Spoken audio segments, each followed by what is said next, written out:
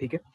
तो अब इसका प्रिपरेशन हम लोग स्टार्ट करते हैं। सबसे पहले हम लोग लेंगे क्रोमाइटोर FeO.Cr2O3। अगर बोर्ड में लिखने बोलेगा तो इसको ये मत लिखना, तो तुमको यहीं से 0 दे देगा, ठीक है?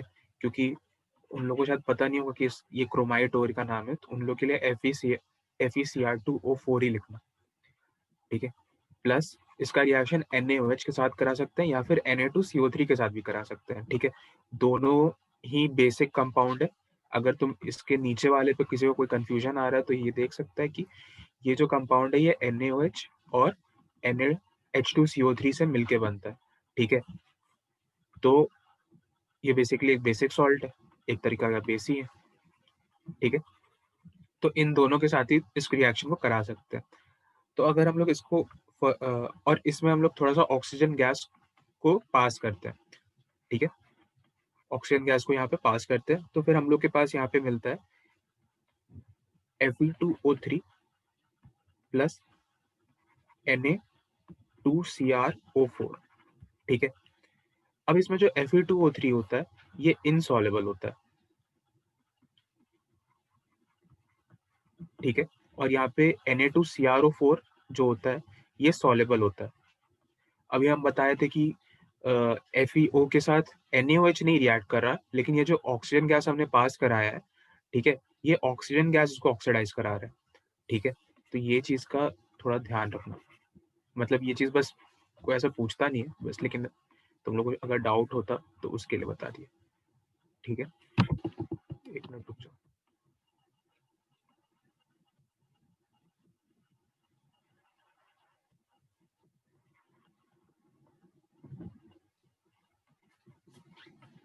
ठीक, तो यहाँ पे तुमको ये मिल गया। अब ये रिएक्शन हो रहा होगा एक कंटेनर में, एक बीकर में। इस बीकर में कुछ चीज़ इनसॉल्युबल है, कुछ चीज़ सॉल्युबल है। बेसिकली अगर तुमको जैसे हम लोग यहाँ बना क्या रहे हैं, K2Cr2O7 बनाना है, तो तुमको उसमें से किस चीज़ का काम पड़ेगा? तो तुमको बेसिकली इसमें से Na2CrO4 का ही काम पड़ेगा। इससे तो तुम K2Cr2O7 बना नहीं सकते हो किसी भी तरीके से, और बेसिकली ये इनसॉल्युबल भी है, तो इसको तुमको मीडियम से तो हटाना होगा। मीडियम से हटाने के लिए सिंपल से एक तरीका करेंगे, एकदम देसी इलाज, छन्ने से छान लेंगे, ठीक है? इसको एक छन्ना उसके ऊपर रखेंगे, उसको छान लेंगे, नीचे हमारे पास आ जाएगा Na2CrO4, ठीक है? और ऊपर में हमारे पास आ जाएगा Fe2O3, ठीक है? Fe2O3 को उठाओ और फेंक दो, और यहाँ पे तुम्हारे पास Na2CrO4 आ जाएगा, ठीक है? Na2CrO4 का जो कलर होता है, ये येलो कलर का होता है, ठीक है? तो इसीलिए तुमको यहाँ पे सॉल्यूशन जो मिलेगा, ये येलो सॉल्यूशन मिलेगा, ठीक है? अब क्या करोगे, इस Na2CrO4 में कंसंट्रेटेड H2SO4 डाल दो,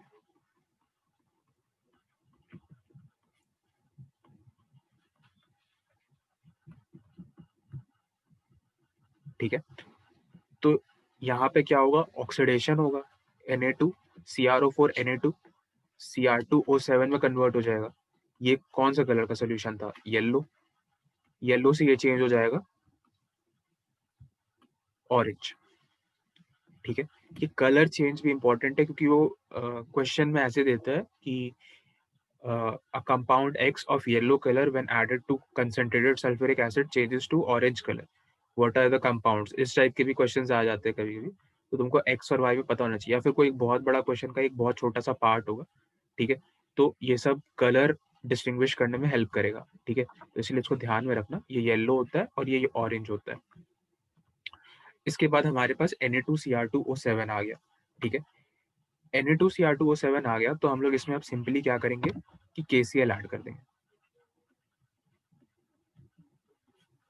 KCl ऐड करने से क्या होगा, डबल डिस्प्लेसमेंट रिएक्शन, और इसको डबल डिस्प्लेसमेंट होता है, सिर्फ डिस्प्लेसमेंट रिएक्शन कहते हैं, शायद डबल डिस्प्लेसमेंट ही कहेंगे। डबल डिस्प्लेसमेंट रिएक्शन होगा और यहाँ बनेगा K2Cr2O7 प्लस NaCl, ठीक है? कोई दिक्कत? यहाँ पे हम लोग के पास जहाँ जिस चीज़ के लिए हम लोग स्टार्ट किए थे वो मिल गया, K2Cr2O7। इस पूरे प्रोसेस को एक और बार हम समराइज कर देते हैं। सबसे पहले हमने लिया क्रोमाइट और ठीक है। क्रोमाइडोर क्या होता है? FeO.Cr2O, ठीक है। अब इसमें हमने ऐड किया NaOH, कोई भी बेस एक्चुअली ऐड करोगे तो काम हो जाएगा, और ऑक्सीजन फॉर ऑक्सीडेशन। तो यहाँ पे ऑक्सीडेशन से Fe2O3 बना, और ये इसे रिएक्ट करा के बनाया Na2CrO4, ठीक है। इस Na2CrO4 का फर्दर हम लोग रिएक्शन कराएंगे, क्योंकि ये सॉल्युबल होता है, मिक्सचर में रह गया, तो उसको हम लोग फर्दर रिएक्शन कराएंगे कंसंट्रेटेड H2SO4 के साथ, और ये बनाया Na2Cr2O7। अब Na2Cr2O7 बन गया, तो हम लोग को सिर्फ यहाँ पे क्या कराना होगा?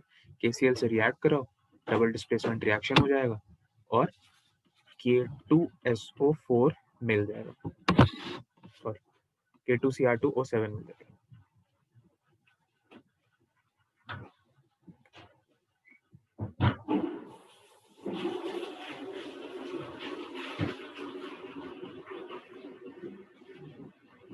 ठीक है, ये है पूरा मेथड टू फॉर्म K2Cr2O7। अब इसको ही एनसीईआरटी में बहुत मुश्किल तरीके से अगर लिखा हुआ दे लगे, तो बेसिकली ये यही है। एक बार बोर्ड में क्या किया था, बोर्ड का पेपर में NaOH के जगह Na2 क्या बताए थे, Na2CO3 को यूज कर लिया था, ठीक है। तो Na2CO3 तब ये बहुत डिफिकल्ट क्वेश्चन हो गया था बोर्ड पॉइंट ऑफ व्यू से, actually JEE mains point of view से भी ये डिफिकल्टी क्वेश्चन उनको लगा जब हम पहली बार देखे थे इसको, क्योंकि मेरे ही टाइम पूछा गया था 2018 के बोर्ड में, तो हमको तो टफ लगा था। तो इस चीज को ध्यान में रखना, ठीक है। यहाँ कोई भी बेस लोगे तो काम हो जाएगा तुम्हारा।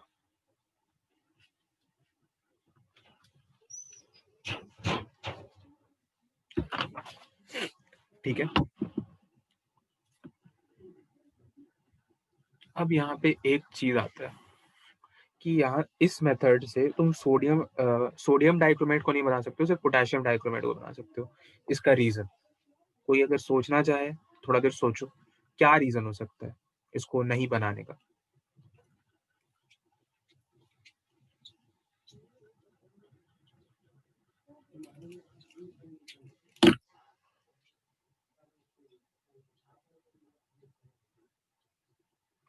आ, इससे इससे एक बेटर क्वेश्चन हम फ्रेम करके देते हैं कि जो सोडियम डाइक्रोमेट होता है,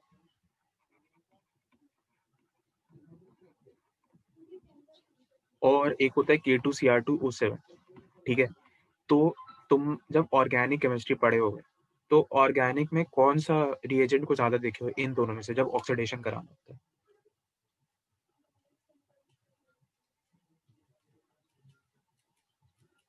बोलो। सेकंड वाला। K2Cr2O7 को ज्यादा देखे हो ऑर्गेनिक में, ठीक है। और कोई?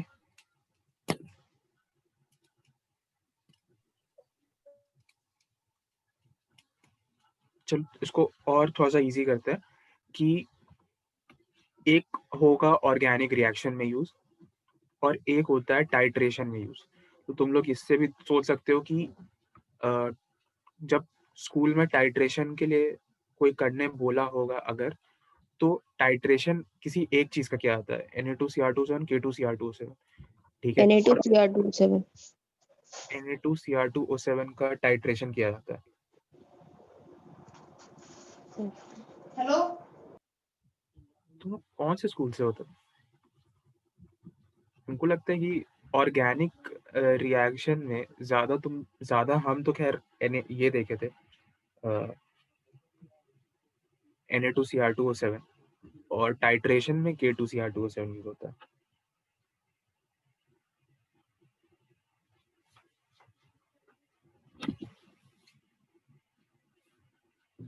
एक क्वेश्चन भी आता है कि जो सोडियम डाइक्रोमेट होता है, it is not used as primary standards for volumetric analysis.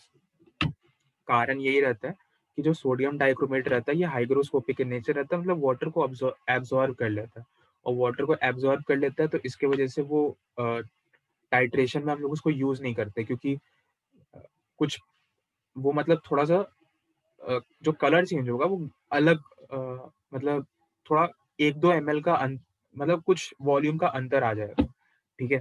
तो इसकी वजह से हम लोग वो यूज़ नहीं करते हैं, लेकिन ये जो होता है हाइग्रोस्कोपिक होने की वजह से और लैटिस एनर्जी रूल्स की वजह से ज़्यादा सॉल्युबल होता है वाटर में, इसीलिए ऑर्गेनिक रिएक्शंस में हम लोग Na2Cr2O7 को यूज़ करते हैं, ताकि वो आराम से सॉल्युबल हो जाए और उसके बाद रिएक्शन कर दे, ठीक है?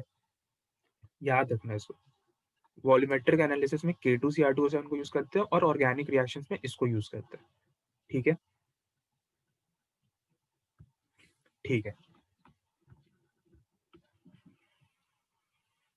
अब देखो, अब एक सवाल फिर से तुम लोगों के लिए, ये थोड़ा पिछले वाले से सिंपल सवाल है।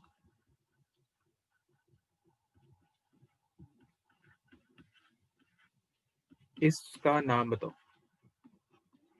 जल्दी-जल्दी बताओ।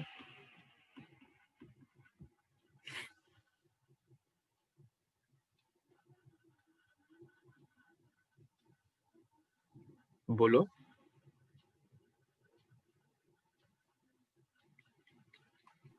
Chromate ion. और कोई? Dichromate ion. डाइक्रोमेट। ये इसी का स्ट्रक्चर बनाया हुआ है, इसी का। यहाँ बस K+ और Na+ डाल देंगे तो एक ही चीज़ हो जाएगा, डाइक्रोमेट, ठीक है? अब चलो इस क्रोमियम का हाइब्रिडाइजेशन बताओ। दोनों का सेम ही होगा, किसी का एक का बताओ।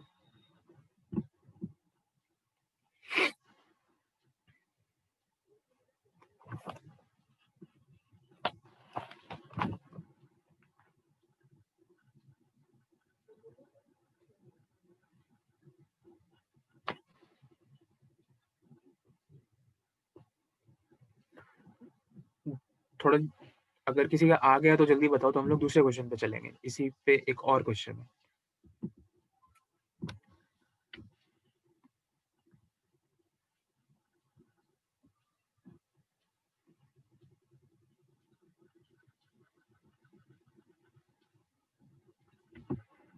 अनुज।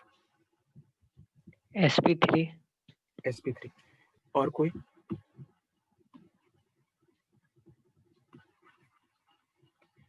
अच्छा, D3S क्यों नहीं हो सकता है?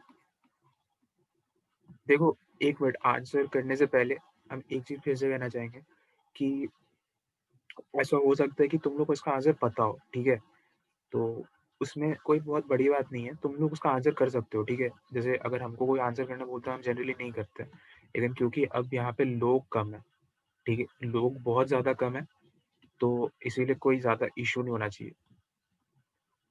तो इसलिए आंसर किया करो ताकि जल्दी-जल्दी चीज़ आगे बढ़े, ठीक है? और इंटरेस्ट बना रहे सबका। और अगर तुमको आंसर आ रहा है और तुम फिर नहीं आंसर करो तो इट्स ओके, फिर भी एक्सेप्टेबल है, ठीक है? लेकिन अगर तुमको आंसर नहीं आ रहा है और फिर भी तुम आंसर नहीं कर रहे हो और कुछ पूछ नहीं रहे हो, तब तुमको खुद को हेल्प करने का बहुत ज़्यादा ज़रूरत है, ठीक है? चलो, अब इस पे आगे आते हैं, sp3 या D3S?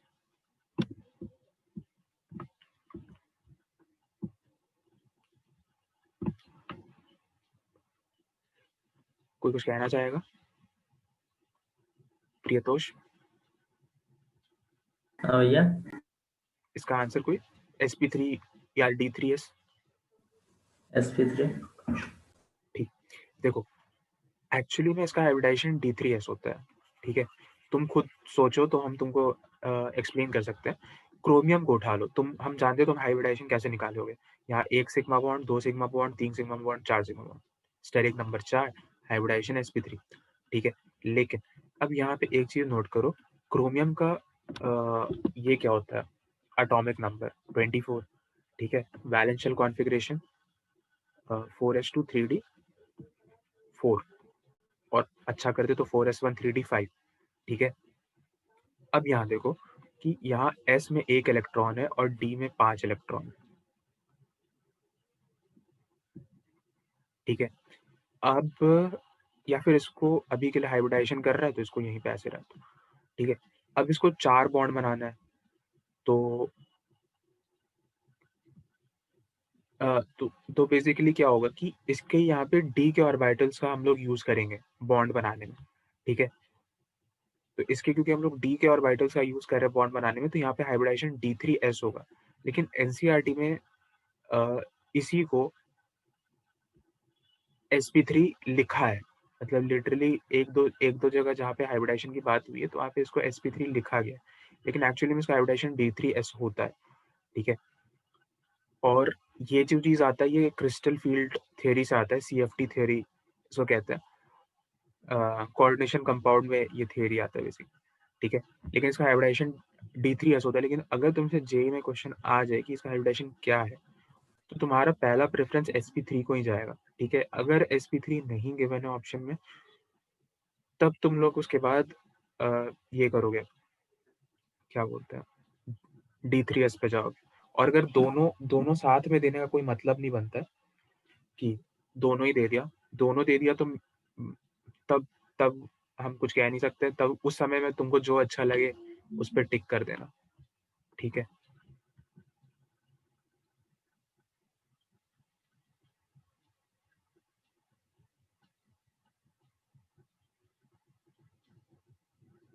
आगे बढ़े।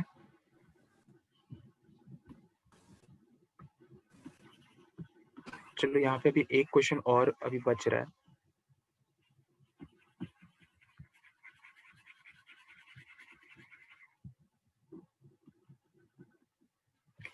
एक क्वेश्चन अभी भी यहाँ पे बच रहा है। सपोज इसका जो बॉन्ड लेंथ है ये है x, ठीक है, इसका बॉन्ड लेंथ है y,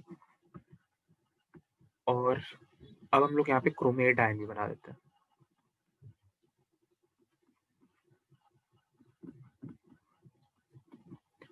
ठीक है। और यहाँ पे एक बॉन्ड लेंथ है z, तो x y और z मेरे रिलेशन बताओ, greater than equal to less than का।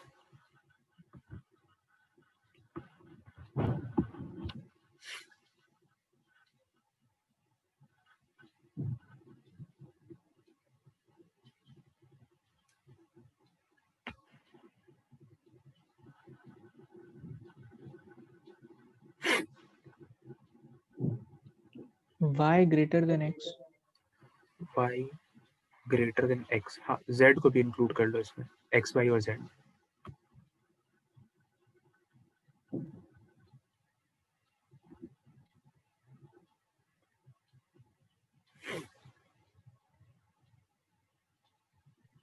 तो z का सबसे कम। z का सबसे कम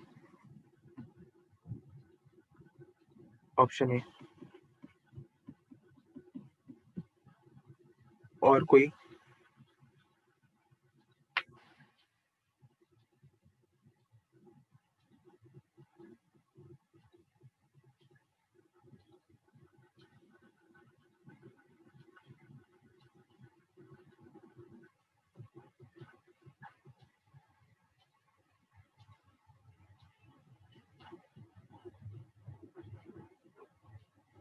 अनुज कुछ कहना चाहोगे? वही होगा, y greater than x greater than z। अच्छा ठीक है, हमको y ग्रेटर देन x तो तुम लोग को समझ में आ रहा है, क्योंकि ये सिंगल बॉन्ड है, प्योर सिंगल बॉन्ड है, और यहाँ रेजोनेंस हो रहा है, तो इसका बॉन्ड ऑर्डर घट रहा है, लेकिन 1 से कम तो हो नहीं सकता और 1 के बराबर भी नहीं हो सकता। इतना तुम लोग को समझ में आ रहा है। अब z पे आते हैं, तो z पे तो यहाँ पे दोनों जगह से रेजोनेंस हो रहा है, तो तुम अगर इसका बॉन्ड लेंथ, बॉन्ड ऑर्डर निकालो x वाले बॉन्ड का, ठीक है, क्योंकि यहाँ पे ये बॉन्ड और ये बॉन्ड तो सिमिलर बॉन्ड है, तो यहीं पे लिख देते हैं, ठीक है। तो x का अगर बॉन्ड लेंथ निकालो तो यहाँ तो 1.66 आएगा, बॉन्ड ऑर्डर सॉरी, और z का जब बॉन्ड ऑर्डर निकालोगे तो यहाँ पे कितना आएगा, 1.5 आएगा, है ना। तो यहाँ पे अगर 1.6 इसका है और 1.5 इसका है, तो इसका मतलब बॉन्ड लेंथ तो z का बड़ा हो गया, है ना। लेकिन फिर भी वो y से छोटा है, तो करेक्ट आंसर तो ये होना चाहिए, सबसे ज्यादा y का, फिर z का, और सबसे कम x का, मतलब इसका रिवर्स होना चाहिए यहाँ पे। रीजन यही है बॉन्ड ऑर्डर का कैलकुलेशन। कोई बॉन्ड ऑर्डर का कैलकुलेशन हमको बता सकता है कैसे होता है?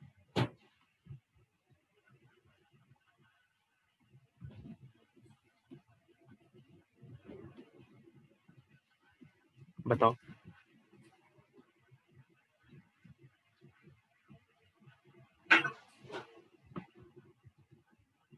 जल्दी बताओ। अनुज तुम ही बताओ।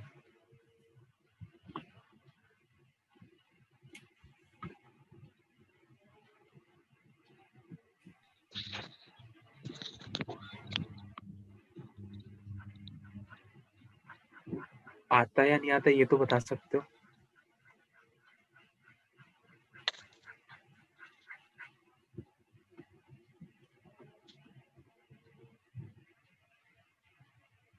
तो भैया आवाज आ रहा है? हेलो। हाँ आवाज आ रही है। हाँ, बोल रहे थे नंबर ऑफ मतलब बॉन्डिंग मॉलिक्यूल्स का number of electron minus anti bonding by 2। वो तो मतलब एमओटी में होता है, इसका कुछ और होता है और ये तुमको बताया गया होगा, इतना हमको पता है, इसको बताया गया होगा कि टोटल नंबर ऑफ सारे रेजोनेटिंग स्ट्रक्चर्स बनाते हैं, उसके बाद फिर जितने में वो पाई बॉन्ड आ रहा है वो रखते हैं और उसको टोटल से डिवाइड करते हैं। ये फॉर्मूला तुम लोग को बताया गया होगा, एक बार चेक करो, ठीक है। अभी हम नहीं बता रहे क्योंकि कम से कम तुम लोग थोड़ा सा अपने से काम करो, और ये आंसर तुमको पता है, एक बार खोजो इसको कहाँ तुम लोग को लिखवाया गया, और नहीं मिलेगा तो अगली क्लास में बताना, या हमें अगली क्लास में हमको बताना जरूर, लेकिन ठीक है।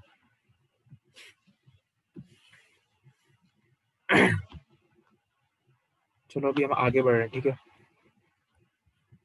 अब K2Cr2O7 के कुछ रिडॉक्स रिएक्शंस के बारे में देखते हैं। सॉल्ट एनालिसिस में एक सेक्शन हम तुमको स्टार्टिंग में बताए थे कि कुछ अनायस जो रिडॉक्स रिएक्शन देते हैं, ठीक है। तो ये उस वाले कैटेगरीज में ही आता है जो रिडॉक्स के कैटेगरी में, ठीक है। सबसे पहले Cr2O7 2-, इसका कलर अभी तुम लोग को पता है ऑरेंज होता है, ठीक है। इसको अगर हम लोग किसी भी रिड्यूसिंग एजेंट के संपर्क में लाते हैं तो ये Cr3+ में चेंज हो जाता है और Cr3+ ग्रीन होता है, ठीक है। दूसरा, अगर Cr3+ है हमारे पास, अच्छा चलो इसके आगे ही कंटिन्यू करते हैं तो और सुंदर लगेगा।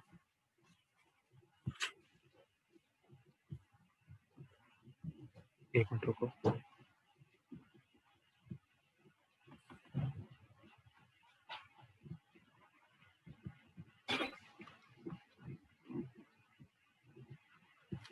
देखो हम लोग के पास अगर Cr3+ है, ठीक है, और इसको हम लोग किसी एसिडिक मीडियम में डालेंगे, ठीक है, तो हमारे पास Cr2O7 2- वापस मिल जाएगा, ठीक है। और अगर हम लोग इसको किसी बेसिक मीडियम में डालेंगे तो यहाँ पे CrO4 2- मिल जाएगा जो कि येलो होता है, ठीक है। तो यहाँ पे टोटल में तुमको कितने रिएक्शंस मिले? टोटल में तुमको 3 रिएक्शन मिले, ठीक है। इन तीनों रिएक्शंस को समझना कि अगर हम लोग, जैसे तुमको एक बहुत सिंपल सा क्वेश्चन भी दिया जा सकता है, एक हम फ्रेम ही कर देते हैं। Cr2O7 2- है, इसको H2S के प्रेजेंस में डाल दिए, H2S के प्रेजेंस में डाल दिए, तुम्हारे पास मिला X को फिर हम लोग H2SO4 के मीडियम में डाल दिए, तुमको वापस मिल गया Cr2O7, ठीक है, 2-। तो तुम्हारा खुद ही ऐसे ही देखो दिमाग खराब नहीं हो जाएगा, यहाँ से शुरू हुए थे यहीं पे पहुंचे। और इसको अगर लिखने का तरीका बदल दें तब मेरा को लगता है ज़्यादा दिमाग खराब हो जाएगा। इसको यहाँ से हटा दो और इसको ऐसे कर दो,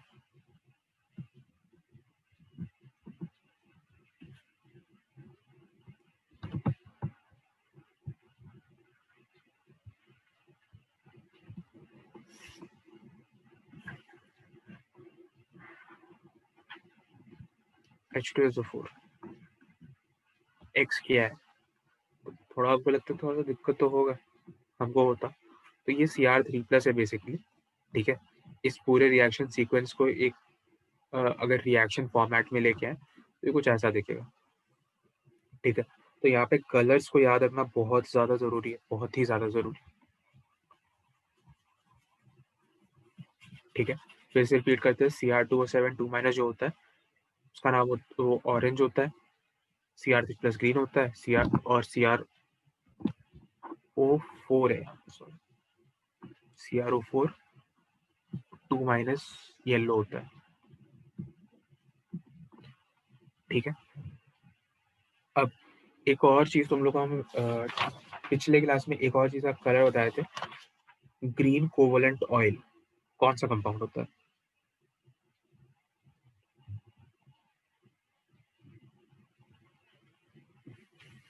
बोलो, अगर हम बताए थे तो बताए ही होंगे।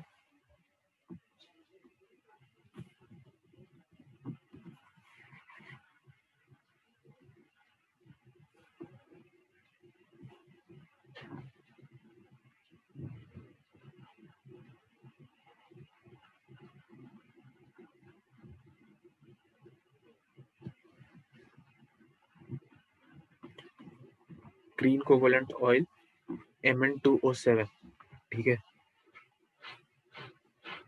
अगर फिर से वही बात, अगर याद है और नहीं बता रहे हो तो इट्स ओके, पर अगर याद नहीं है और फिर भी नहीं बता रहे हो और पूछ नहीं रहे हो, तब तो भाई भगवान ही मदद कर सकता है।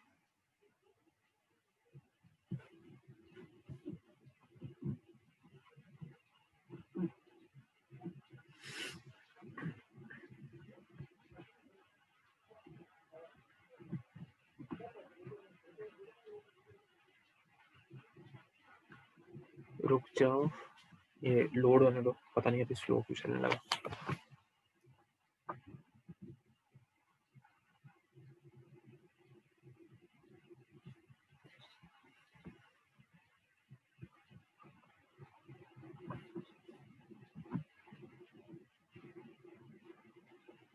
ठीक, अब हम लोग एक नया चीज पढ़ते हैं। नया चीज क्या है यहाँ पे, तो अब KMnO4 पे आ जाता है। ठीक है, KMnO4 का कोई नाम बताना चाहेगा?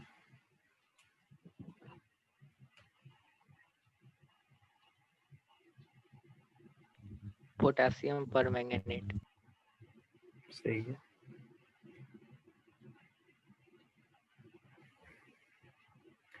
चलो एक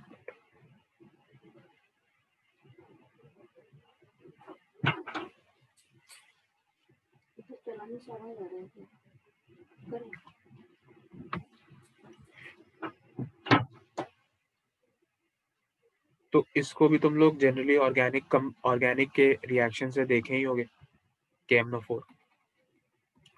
ठीक है, अब जो चीज नया है वहां से स्टार्ट करते हैं।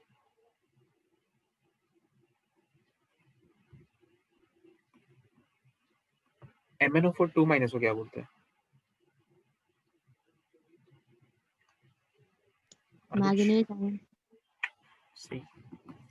इसको H+ में जब हम लोग डालते हैं तो हम लोग को यहाँ पे एक डिस्प्रपोर्शनेशन रिएक्शन मिलता है, MnO4- प्लस MnO2। ठीक है, MnO2 का कोई नाम बताना चाहेगा? एक और के नाम पे इसका नाम है,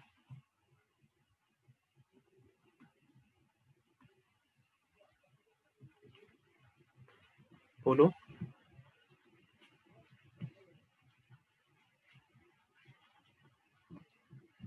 और मैग्नेट आयन। और मैग्नेट तो ये होता है, पाइरोलुसाइड नाम होता है। पायरू स्पेलिंग सही नहीं होना चाहिए मेरे ख्याल से, लेकिन पायरोलुसाइड ही बोलते हैं। ठीक है, तो इस रिएक्शन, ये रिएक्शन अच्छा रिएक्शन है for example of disproportionation reaction. ठीक है, डिस्प्रपोर्शनेशन का उल्टा रिएक्शन होता है कम प्रपोर्शनेशन रिएक्शन। तुम लोग को शायद ग्रुप 16 में हम बताए होंगे, एक एग्जांपल दिए होंगे कम प्रपोर्शनेशन रिएक्शन का।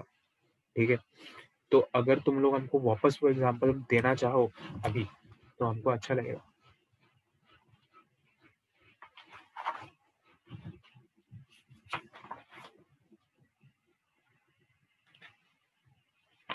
जब तुम लोग को चारिंग रिएक्शन बताए होंगे उसी समय कम प्रपोर्शनेशन रिएक्शन भी तुमको बताए होंगे, तो थोड़ा जल्दी अगर याद है तो बताओ, नहीं याद है तो भी बताओ ताकि आगे बढ़े।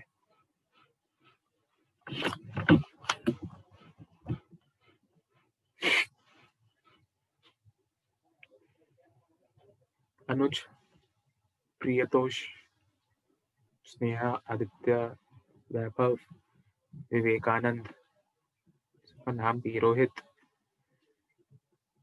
बोलो, जल्दी बोलो, जल्दी बोलो।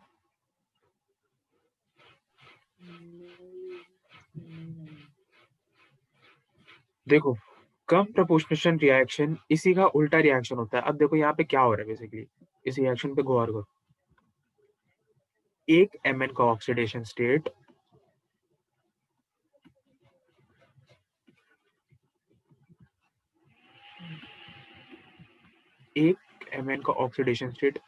दो Mn के ऑक्सीडेशन स्टेट्स में चेंज हो रहा है, ठीक है।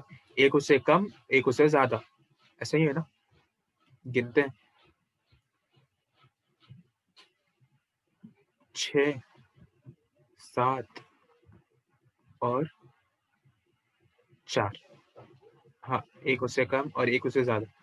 इसी का उल्टा चीज को हम लोग बोलते हैं कम प्रोपोर्शनल रिएक्शन। कम प्रोपोर्शनल रिएक्शन वो रिएक्शन होता है जिसमें दो चीज रिएक्टेंट के साइड में होगा और प्रोडक्ट साइड में एक चीज मिलेगा। बहुत सिंपल सा एग्जांपल है, अगर सल्फर को कंसंट्रेटेड H2SO4 से रिएक्शन करा दो, ठीक है, तो तुमको क्या मिलेगा? यहाँ पे तुमको SO2 और H2O मिलेगा, ठीक है। SO2 क्या चीज है? अब देखो यहाँ पे एक सल्फर 0 था, 6 था, अब मिला क्या? +4, इन दोनों के बीच वाला। तो basically this is known as comproportional reaction. ये क्या, डिस्प्रोपोर्शनल रिएक्शन में एक ही एलिमेंट का ऑक्सीडेशन भी होता है, रिडक्शन भी होता है, और कम प्रोपोर्शनल रिएक्शन में जिसका उल्टा होता है, ठीक है। समझ में आया? तो इस चीज को भी ध्यान में रखना चाहो तो रख लो। अच्छा, चारिंग रिएक्शन कितना लोग को याद है? क्या? चारिंग रिएक्शन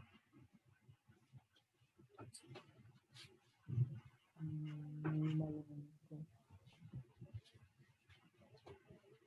C12H22O11 को जब हम लोग कंसंट्रेटेड H2SO4 से रिएक्ट कराते हैं तो क्या बनता है?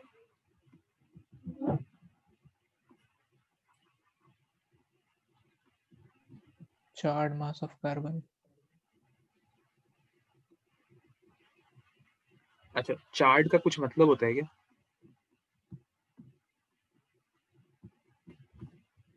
आदित्य, तुम ही बोले ना। हाँ भैया। चार्ड, तुम बोले चार्ड मास ऑफ कार्बन, इसका क्या मतलब होता है?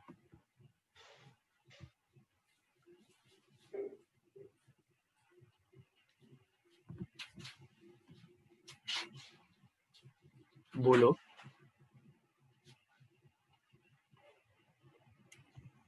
अभी नहीं पता तो भी बोलो, अभी कोई खा थोड़ी जाएगा।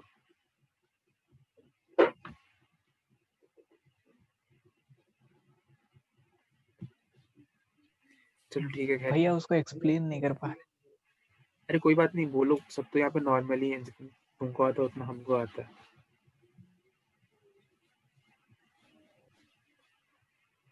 चलो ठीक है, मतलब हमको लगा तुम एक नया टर्म बोले हो, तो हमको लगा कुछ नया टर्म है, लेकिन रिएक्शन ये होता है, इसको चारिंग रिएक्शन कहते हैं, ठीक है। हमको लगा चार्ड मास ऑफ कार्बन कोई एक टर्म होता है फॉर दिस कार्बन, ठीक है। खैर, रिएक्शन ये है। चलो, एक और रिएक्शन पूछें कि आगे बढ़े? पूछिए भैया, जल्दी जल्दी पूछिए, क्या कि अब तो हम लोग के पास टाइम ही नहीं है, कम से कम जान तो लेंगे। तो डीकन्स प्रोसेस क्या होता है ये बताओ। डिकॉन्स reaction.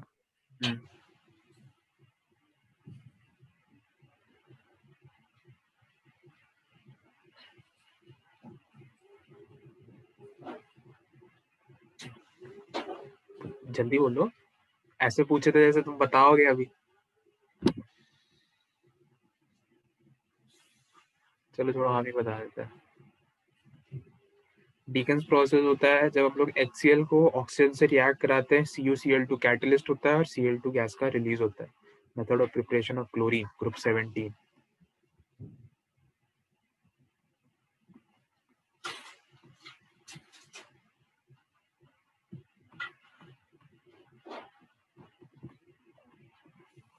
The only method for preparation of chlorine gas in this. Decant process. एक और तो पूछ लेते हैं, H8 plus Cl2. तुम ही बताओ रोहित.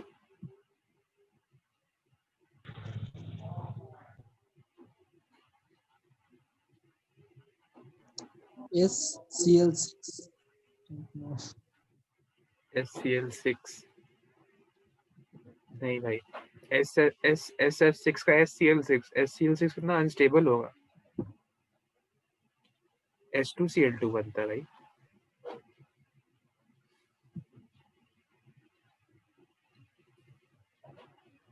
ये कैसे बनता होगा H2Cl2? बनता है, हम क्या करें इसमें, मतलब इसका क्या पूछना चाहते हैं, इसका स्ट्रक्चर कैसे हाँ, बनता है ये हमको नहीं पता. नहीं स्ट्रक्चर पूछना चाहता स्ट्रक्चर तुम बनाने की कोशिश करो. डबल Just- डबल हाँ समझ गया, ऐसा ही है, ठीक है ठीक है। ये तुम लोगों को पता ही होगा, P4 plus Cl2 6Cl2 PCl3 बनाता है.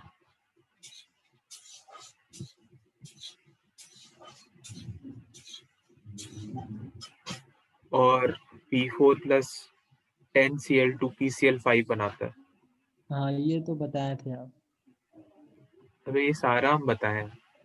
नहीं ये हमको याद है, क्योंकि मतलब P4 बढ़ेगा, ये क्लोरीन बढ़ते जाएगा, ये बढ़ते जाएगा, ये हमको इस तरह से याद था। एक और जो जरूरी रिएक्शन हमको ध्यान में आ रहा है वो ये था कि ग्रुप 16 में एक रिएक्शन दिया हुआ था एनसीईआरटी में, थाइनिल क्लोराइड का वहाँ नाम भी लिखा हुआ था, जिक्र था. उनको वो रिएक्शन एग्जैक्टली याद नहीं है कि वो क्या दिया हुआ था, लेकिन एनसीईआरटी में कुछ दिया हुआ था. क्लास के एंड की तरफ बताते हैं, ठीक है, देखना पड़ेगा आपको. चलो हम लोग अब आगे बढ़ते हैं, ठीक है. एक क्वेश्चन है, बोलो. ये थायो पायरो ये सब क्या है, मतलब बहुत सारे कंपाउंड में आ रहे हैं, इसका थोड़ा सा जनरलाइजेशन बता देते ना। होता है थायो का, मेटा का, हाइपो का, हाँ, ये ये नाम सब ये नेमिंग याद होता करना है क्या, याद करना है, इसका कोई जनरल मतलब नहीं है जिससे हम लोग है. जनरल भी है लेकिन तुम लोग के पास समय कहाँ है. जनरल तो है, जनरलाइज्ड है सारा चीज, ऑक्सीडेशन स्टेट पे जनरलाइज्ड है.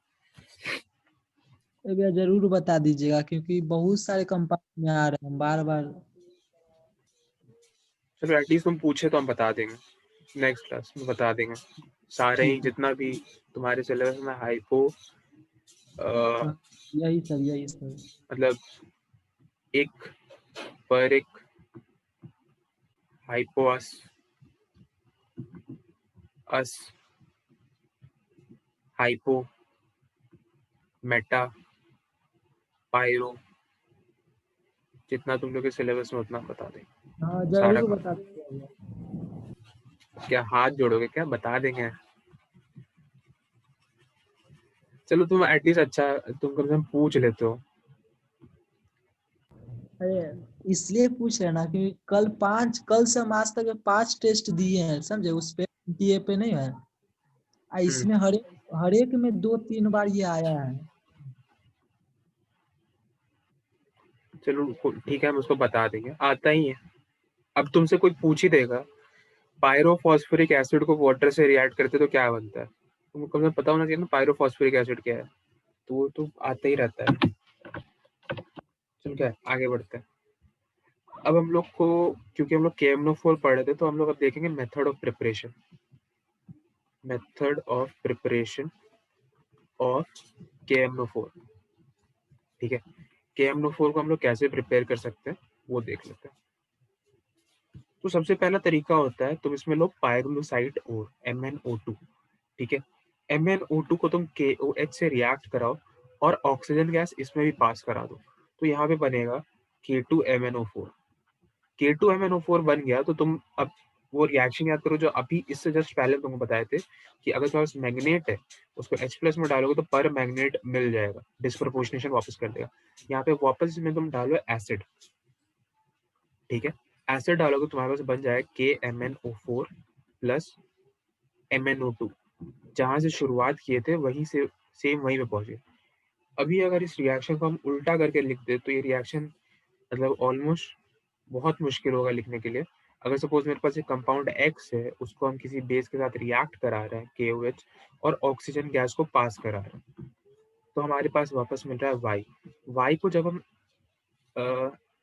एक्चुअली यहाँ पे इक्विलिब्रियम पे लिख सकते हो, मतलब पूरा रिएक्शन होगा ऐसा जरूरी तो नहीं है।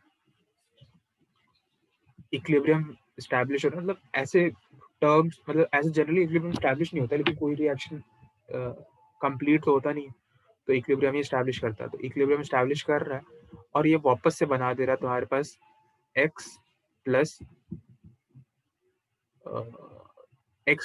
KMNO4, एक चीज तो दे ही देंगे, ठीक है। तो यहाँ पे x क्या है, थोड़ा टफ रिएक्शन हो गया, क्योंकि अगर तुम्हारे पास एक ऐसा रिएक्शन हो जिसमें हर बार नया चीज बन रहा है तो वो शायद बताना थोड़ा आसान हो। अगर एक रिएक्शन में रिएक्टेंट ही वापस प्रोड्यूस होते जा रहा है आगे, तो उस रिएक्शन को पता करना बहुत मुश्किल होता है, ठीक है। और सेम अगर इसको लिखने का तरीका बदल दिया जाए कि इधर से इधर वापस, तब और दिक्कत होगा। तो इसीलिए यहाँ पे कलर का बहुत इंपॉर्टेंट खेल होता है। कलर के बारे में तुमको बता दिए कि ये ब्राउन होता है, इसका कलर K2MnO4, ये तो पिंक पर्पल होता है, और वो क्या होता है, ग्रीन, ठीक है। तो ये था पूरा मेथड ऑफ प्रिपरेशन नंबर 1, ठीक है। अब 2 पे चलता है।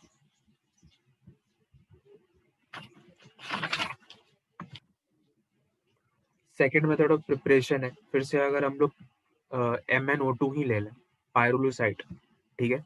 इसको अगर हम लोग KNO3 से रिएक्शन कराएं तो हमारे पास K2MnO4 बनेगा, ठीक है। K2MnO4 मिल गया तो तुमको फिर से पता है तुमको क्या कराना है, लेकिन यहाँ पे हम लोग थोड़ा सा कुछ अलग कराते हैं, ठीक है। यहाँ पे हम लोग एसिडिक मीडियम में डाल के तो निकाल ही सकते हैं KMnO4, लेकिन हम लोग क्या करेंगे, अब इस K2MnO4 को हम लोग इलेक्ट्रोलाइटिक ऑक्सीडेशन करेंगे,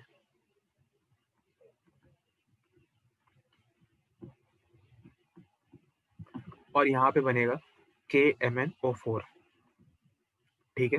और एक चीज यहाँ पे अच्छा होता है कि यहाँ पे इस पर्टिकुलर पॉइंट पे कोई इक्विलिब्रियम स्टैब्लिश नहीं होता है, ये पूरा कंप्लीट रिएक्शन होता है। मतलब अगर तुम इसका एक स्टाइकियोमेट्रिक मोल लोगे और मान लो कि यहाँ पे एक स्टाइकियोमेट्री से एक स्टाइकियोमेट्री बन रहा है, तो ये पूरा कन्वर्ट होगा, ठीक है। समझ में आया क्या कहना चाह रहे हैं? यस 100%, कंप्लीट रिएक्शन होगा, 100% फॉर्मेशन। हाँ 100% फॉर्मेशन होगा इसका।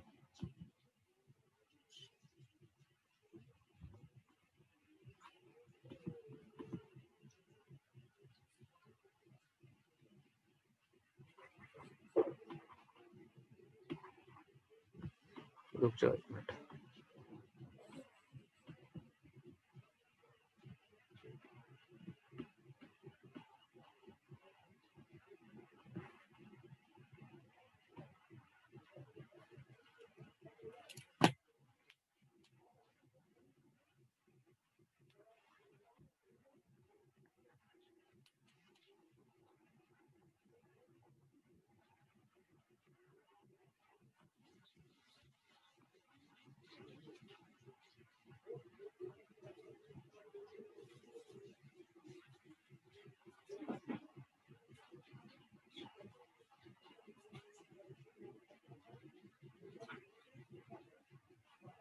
देखो, अब तीसरा मेथड जो होता है इसको हम लोग बोलते हैं लैब मेथड,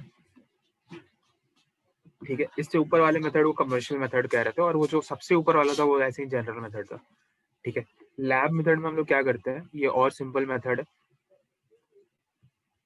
Mn2+ लेते हैं, Mn2+ को H2O8 के साथ रिएक्शन कराते हैं, H2O8 2-, ठीक है। और ये हम लोग को डायरेक्टली MnO4- दे देता है, प्लस 2SO4। अब क्योंकि इसमें भी फुल कन्वर्जन तो होता नहीं होगा, क्यों, अगर फुल कन्वर्जन होता तो उसको लैब में यूज कर रहे होते, इंडस्ट्री में कर रहे होते, कमर्शियल यूज कर रहे होते, ठीक है। तो इसीलिए ये एक लैब मेथड है, पूरा कन्वर्जन नहीं होता लेकिन ठीक ठाक हो ही जाता है। खैर हम लोग को तो इसमें कितना कन्वर्ट हो रहा है नहीं कन्वर्ट हो रहा है उसमें कोई दिमाग नहीं लगाना, तो ये रिएक्शन होता है जिसको याद रखना है, ठीक है।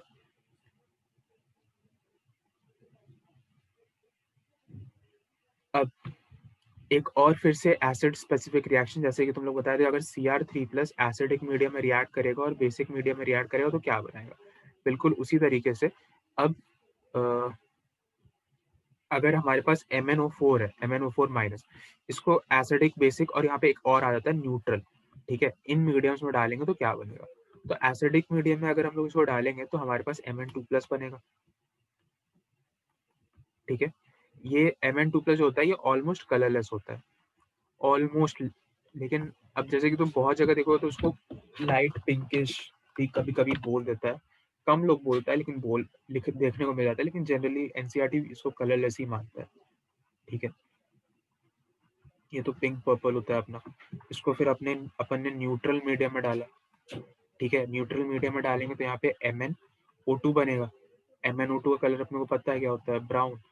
और अगर आप इसको हम लोग बेसिक मीडियम में डाल रहे हैं, ठीक है, बेसिक मतलब स्ट्रॉन्ग बेसिक, इसको हम लिख भी देते हैं, चलो ठीक है, स्ट्रॉन्ग बेसिक, ठीक है। और न्यूट्रल को कुछ लोग ये भी लिखता है माइल्ड बेसिक, ठीक है। अब अंतर समझ आ रहा है स्ट्रॉन्ग बेसिक माइल्ड बेसिक में, क्योंकि माइल्ड बेसिक हल्का सा न्यूट्रल साइड पे जाते रहता है, ठीक है। तो यहाँ पे हमारे पास क्या बनेगा, भैया MnO4 2-, एक मिनट, और इसका कलर होगा ग्रीन, बोलो।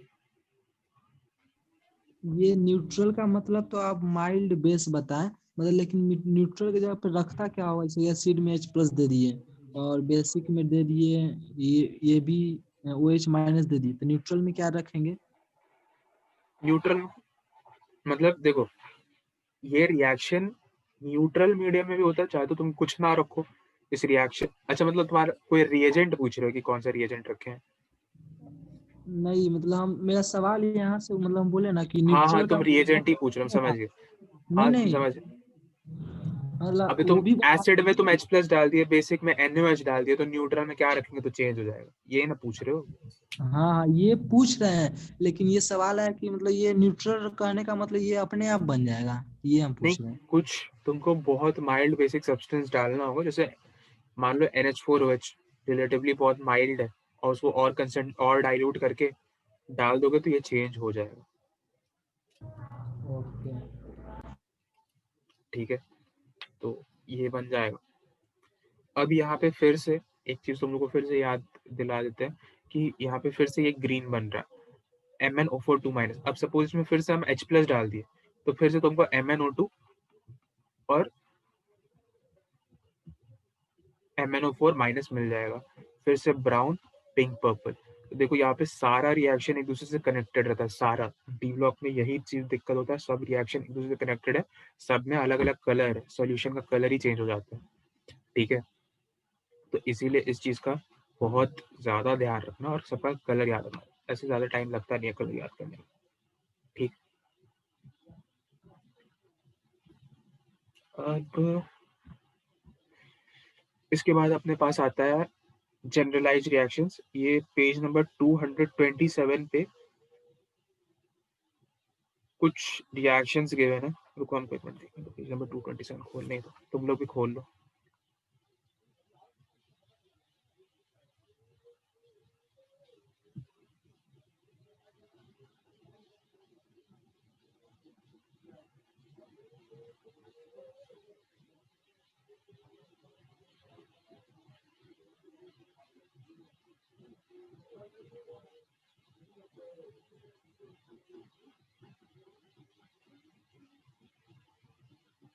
हाँ भैया 227 एक मिनट,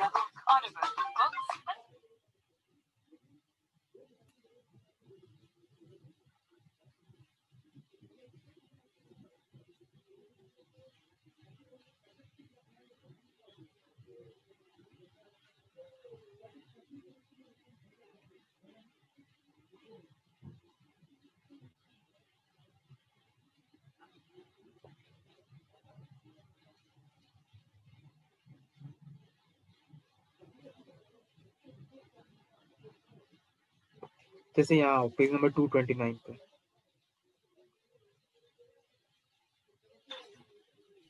229 यहाँ पे तो कुछ नहीं है, यहाँ पे तो एक ब्लॉक चालू हो गया। हाँ हाँ वहीं पे है। वहाँ एक टेबल है, उसमें Mn2 प्लस का कलर देखो क्या दिया हुआ है।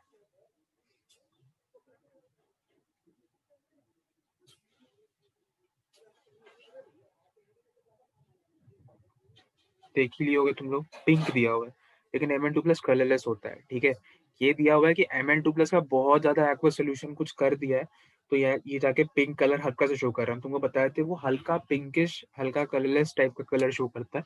जनरली Mn2 प्लस को हम लोग कलरलेस ही मानते हैं। ठीक है, फिर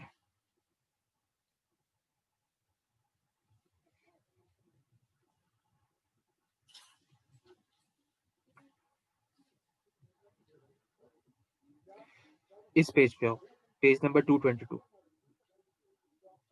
24 222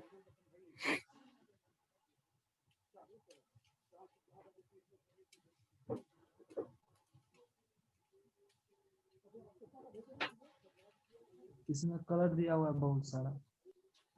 पे क्या तुम देख रहे हो? पेज नंबर 224 पे कहाँ कलर दिया हुआ है? नहीं दिया हुआ है, बहुत सारा बीकर रखा हुआ है। अरे सॉरी, पेज नंबर 222 बोल रहा है। हाँ तो वही उसी पे formation of coloured ion. Page 222 पे तो ऑक्सीडेशन स्टेट दिया हुआ है। चलिए तो हाँ भैया। नीचे आपका कौन सा ऑक्सीडेशन स्टेट्स दिया होगा। अबे रोहित तुम चुप रहो, ऑक्सीडेशन स्टेट दिया हुआ है। अब इसमें देखो, तुम लोग को जैसे पहले दिन बताए थे ऑक्सीडेशन स्टेट के बारे में, स्कैंडियम में देखो +2 नहीं दिया है, मतलब स्कैंडियम ऑक्साइड एग्जिस्ट नहीं करता। +3, बाकी देखो +2 सभी का स्टेबल होता है। Highest oxidation state is equal to group number up to manganese. देखो टाइटेनियम का +4, वेनेडियम का +5, क्रोमियम का +6 और मैग्नीज का +7, ये स्टेबल ऑक्सीडेशन स्टेट है। उसके बाद देखो +3 आयरन और कोबाल्ट का +3 स्टेबल होता है, +2 के साथ साथ +3 भी स्टेबल होता है। और कॉपर और जिंक का तो मतलब +2 तो सभी का स्टेबल होता है। ठीक है, ये चीज देखे। क्रोमियम का भी +3 स्टेबल होता है। तो ये चीज तुम लोग को पहले ही दिन बताया था कि स्टेबल ऑक्सीडेशन स्टेट क्या होता है। जैसे मैग्नीज +2 से +7 सब शो कर रहा है, लेकिन +2 और +4 स्टेबल होता है। अब तुम लोग को थोड़ा समझ में आएगा, MnO2 +4 में उतना स्टेबल नहीं होता, +6 +3 ये सब में उतना स्टेबल नहीं होता, सिर्फ +2 और +7 स्टेबल होता है। ठीक है, अब यहाँ पे आगे बढ़ेंगे। जो इलेक्ट्रोड पोटेंशियल वाला है, ये थोड़ा देर, ये तो अभी इस क्लास में हो नहीं पाएगा, नेक्स्ट क्लास की देखेंगे। यहाँ देखो पेज नंबर 225 खोलो। 225 में ये जो टेबल बना है, इसका आइडिया एक बार होना जरूरी है। इसको याद मत करना, याद होगा नहीं। ठीक है, एटलीस्ट एक बार पढ़ा होना चाहिए ये चीज। ठीक है, अब कहाँ से क्वेश्चन आ रहा है वो चीज तुमको बताते हैं। ये देखो उसी पेज पे ऊपर देखो, एलिमेंट और उसका हाइड्रेशन एनर्जी, एटमाइजेशन एनर्जी और ΔH1 ΔH2। ठीक है, अब हर चीज तो सर याद नहीं कर सकते हैं, लेकिन क्या चीज याद कर सकते हैं, तो वो है कि एटमाइजेशन एनर्जी सबसे ज्यादा किसका है। ठीक है, तो एटमाइजेशन एनर्जी हमारा सबसे ज्यादा यहाँ पे वेनेडियम का। ठीक है, और इसके साथ साथ अगर हाइड्रेशन एनर्जी देखोगे, तो हाइड्रेशन एनर्जी क्योंकि नेगेटिव है, तो हम लोग मतलब उसका साइन तो इग्नोर ही मारते हैं। तो क्योंकि तुम लोगों को समझ में आ रहा है कितना एनर्जी निकल रहा है, उसके मैग्नीट्यूड पर डिपेंड कर रहा है। तो यहाँ पे दो ऐसा एलिमेंट है जिसका सेम होता है, निकल और कॉपर का। ठीक है, तो और इसमें मिनिमम होता है शायद जिंक का, नहीं मिनिमम जिंक का नहीं है।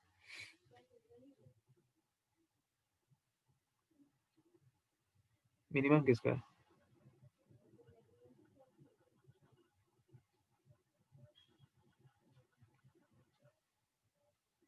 मैग्नीट्यूड में 186, हाँ मैग्नीज का सबसे कम। ठीक है, तो ये सारे जो चीजें है ना, ये सब चीज आजकल पूछा जा रहा है क्योंकि बहुत सारा पेपर आ रहा है। तो जिस साल हम देने वाले थे, उस साल जो 2 पेपर स्टार्ट हो गया था मेंस में, तो उस समय देखा गया था कि इस टाइप की चीजें ज्यादा पूछी जा रही है कि सबसे ज्यादा एटमाइजेशन एनर्जी किसका है, अब सबसे ज्यादा इंथैल्पी ऑफ एटमाइजेशन किसका है, सबसे ज्यादा इंथैल्पी ऑफ हाइड्रेशन किसका है, और इसका नाम तो आज तक कोई सुना ही नहीं है, ठीक है। लेकिन ये सब चीज एनसीईआरटी में था, तो इसको हम एक्चुअली एक जगह जनरलाइज करके लिख भी लिए थे और उसे एक छोटा सा निबंध भी बना लिए थे, लेकिन वो चीज हमको खोजना पड़ेगा। लेकिन वो इसी टेबल का था, जैसे ये इसका सबसे ज्यादा है, तो और इधर जिंक में एटमाइजेशन एनर्जी सबसे कम है, तो हम इसको निकुंज बोलते थे, निकुंज करके ऐसे ही शायद कुछ बोलते थे। तो उसमें हमको याद था कि निकल और कॉपर का सेम रहता है, डेल एच हाइड्रेशन सबसे ज्यादा होता है और जिंक का सबसे कम होता है, डेल एच एटमाइजेशन, ऐसे करके हम याद रखते थे। तो तुम लोग भी किसी ना किसी तरीके से इसको याद रखने का कोशिश करना, ठीक है, क्योंकि ये चीज पूछा जा रहा है। तो हम खोजते हैं, अगर हमको मिल जाएगा तो हम तुमको वो दे ही देंगे, बता ही देंगे मतलब।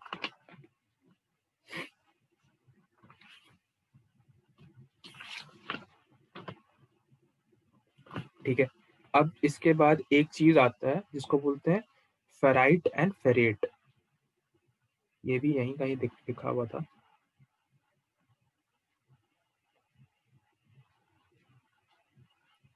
खैर वो हम तुमको बताएंगे, बस हम तुमको बता रहे कि ऐसा ऐसा चीज एनसीईआरटी में दिया हुआ है।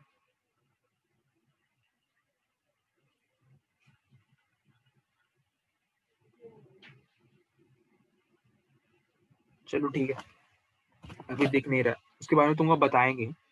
अब तुम लोग आ जाओ पेज नंबर 231 पे। 231 पे तुमको ऑक्साइड में ऑक्सोन आयंस ऑफ मेटल मिलेगा। यहाँ से बेसिकली तुम्हारा वो कहानी शुरू हो रहा है, प्रिपरेशन का सारा रिएक्शन तुमको बता दिया। अब जैसे जैसे तुम नीचे आते जाओगे तुमको सारा रिएक्शन दिखते जाएगा, ठीक है। जो नहीं दिख रहा है वो भी अभी तुमको दिख जाएगा, ठीक है।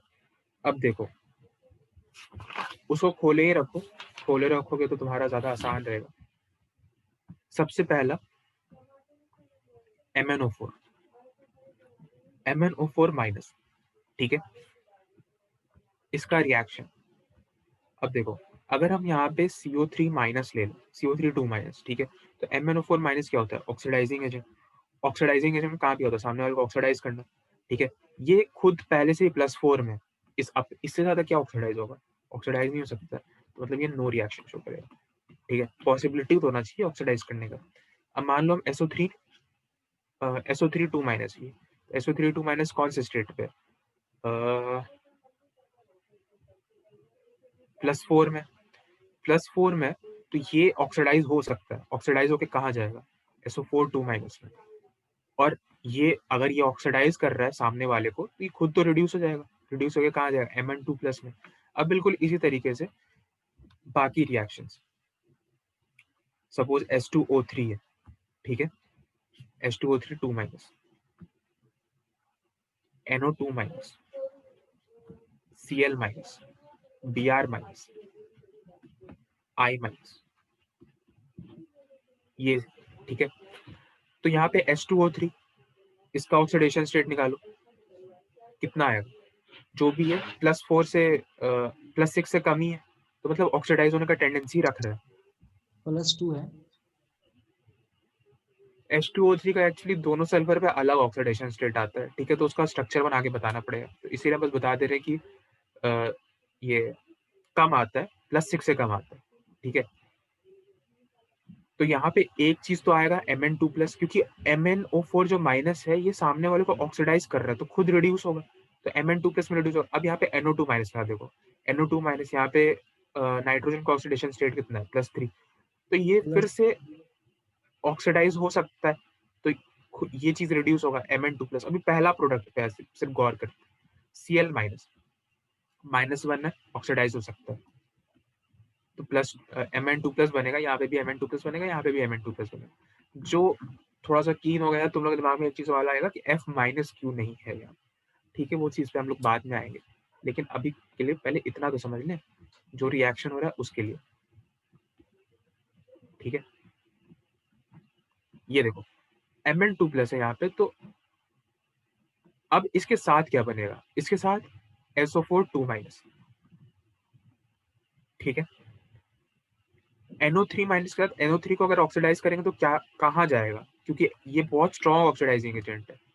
स्ट्रॉन्ग ऑक्सीडाइजिंग एजेंट के टर्म से सोचो, NO3 माइनस को ऑक्सीडाइज कर रहा है तो सॉरी NO2 माइनस को ऑक्सीडाइज कर रहा है तो कहाँ लेके जाएगा, NO3 माइनस में लेके जाएगा। ठीक है, Cl माइनस को कर रहा है Cl2 में लेके जाएगा, Br माइनस को लेके जा रहा है Br2 में लेके जाएगा, I माइनस को I2 में लेके जाएगा। ठीक है, इस रिएक्शन को इतना तक समझने में किसी को कोई दिक्कत है तो बोल। ये एक स्ट्रॉन्ग ऑक्सीडाइजिंग एजेंट है। ऑक्सीडाइज कब करेगा, ऑक्सीडेशन होने का टेंडेंसी होना चाहिए, जैसे पहले एग्जांपल था CO3 माइनस 2 माइनस, तो +4 को और आगे कहाँ लेके जाएगा, कैसे ऑक्सीडाइज करेगा। कार्बन में +4 ऑक्सीडेशन स्टेट का लिमिट होता है, नहीं ले जा सकता। बाकी में चेक कर लो, ले जाने का टेंडेंसी है तो आगे लेके जाए। ठीक है, और एकदम अपने हाईएस्ट पे ही लेके जा रहा है बेसिकली। ठीक है, अब दूसरा चीज देखो, यहीं पे अगर MnO4 माइनस को अगर हम लोग रिएक्ट करा दे F माइनस के साथ, F माइनस साथ साथ CH3COO माइनस के साथ, इसके साथ NO3 माइनस के साथ, फिर BO3 3 माइनस के साथ, फिर CO3 2 माइनस के साथ। अब यहाँ देखो, F माइनस को छोड़ो, CH3CO माइनस, यहाँ पे भी कार्बन +4 ऑक्सीडेशन स्टेट में आगे जा ही नहीं सकता, ऑक्सीडाइज ही नहीं करा सकता इसको, तो यहाँ पे नो रिएक्शन होगा। NO3 माइनस में +5 ऑक्सीडेशन स्टेट में आगे जा ही नहीं सकता, नो रिएक्शन होगा। BO3 माइनस +3 ऑक्सीडेशन स्टेट नहीं आगे जा सकता, no reaction. CO3 2 minus +4 oxidation state आगे नहीं जा सकता, नाइट्रोजन +5 कैसे हो गया? ये हम नहीं बता रहे। किसी और को लग रहा है कुछ गलत बोले?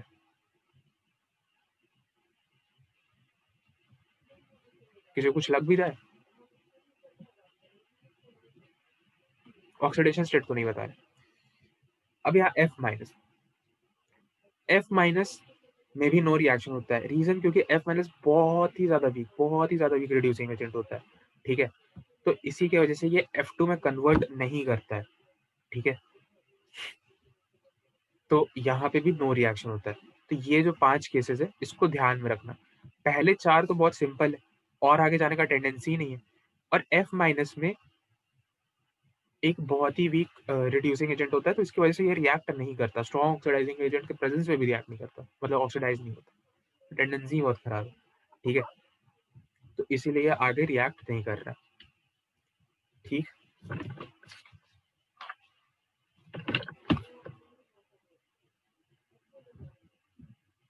इतना रिएक्शन से तुम्हारा कम से कम एनसीईआरटी का मैक्सिमम चीज तो समाप्ति हो जाएगा। इसके बाद एनसीईआरटी में ऐसा कुछ नहीं बचा है। एक रिएक्शन और बता देते हैं, तुम लोगों को थायोसल्फेट का रिएक्शन बताया है, वो डायन फिर क्यों आई थी, ये चीज कभी सुने हो? नहीं। ठीक, तो थायोसल्फेट का थोड़ा सा पार्ट बचे। ठीक है, एक रिएक्शन और बता देते हैं, एक डिस्प्रपोर्शनेशन रिएक्शन। फिर से अभी तक तुम लोग कौन सा डिस्प्रपोर्शनेशन रिएक्शन पढ़े हो? तुम किसी को कुछ याद हुआ? रोहित बताओ, कौन सा डिस्प्रपोर्शनेशन रिएक्शन पढ़े? KMnO4 वाले जो पढ़े। हाँ, क्या था? मैग्नेट को एसिडिक मीडियम में डालेंगे तो पर मैग्नेट और पाइरोलुसाइड बन जाएगा।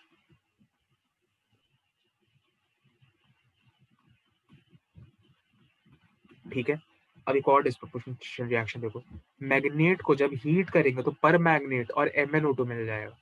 ठीक है, KMnO4 को जब हीट करेंगे तो K2MnO4 plus MnO2 plus O2। Board का सबसे फेवरेट रिएक्शन, जेई मेन का फेवरेट रिएक्शन, एडवांस का होते जा रहा है। ठीक है, ये देखो, ये रिएक्शन, अब और ये रिएक्शन, इन दोनों में अंतर क्या है? इतना सेम रिएक्शन है कि पढ़ा हुआ नहीं रहेगा तो बुक सामने दे देगा तो भी पता नहीं चलेगा। ठीक है, सेम ही रिएक्शन है, इसीलिए हम बोले सब चीज कनेक्टेड है। MnO4 minus H plus MnO4 2 minus H plus MnO4 minus MnO2, KMnO4 heat K2MnO4 plus MnO2 plus O2। दोनों ठीक है, में K है, दोनों ऊपर वाले में K ऐड हो गया है। अब K का कुछ, के तो ऊपर में भी ऐड कर लेंगे, के से क्या दिक्कत है। हम बोल रहे हैं कि ये देखो, किसी और को समझ में आ रहा है हम क्या कहना चाह रहे हैं, कि हम सिर्फ कह रहे हो और तुम लोग बस कुछ कह नहीं रहे हो। अनुज को समझ में आ रहा है हाँ भैया आ रहा है। इन दोनों रिएक्शन में क्या अंतर दिख रहा है? ऊपर में मैंगनीज कन्वर्ट हो रहा है और नीचे में यहाँ पर परमैंगनेट को हीट करने पर ये चेंज हो रहा है। हाँ चलो एटलीस्ट किसी को समझ में आ रहा है, ठीक है।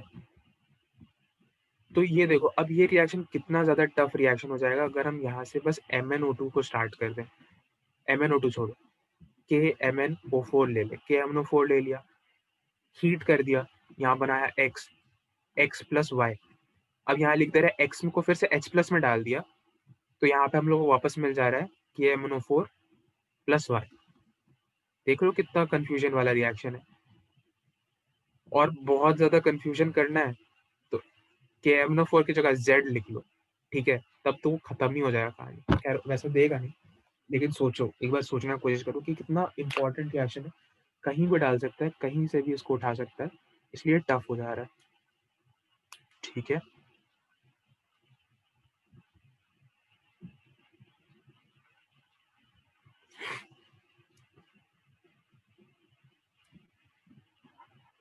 अब इसके बाद से तुम लोग का डी ब्लॉक में क्या बच रहा है हम बता देते हैं। डी ब्लॉक में जैसे कि तुम्हारा थायो के साथ कुछ रिएक्शन बच रहा है, ठीक है, वो बहुत छोटा सा टॉपिक है।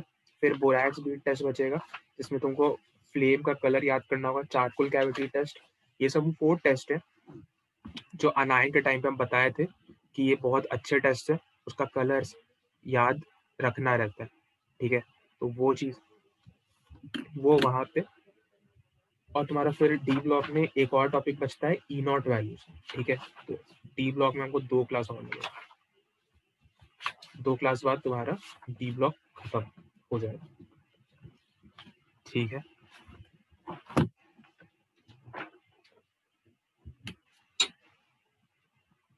अब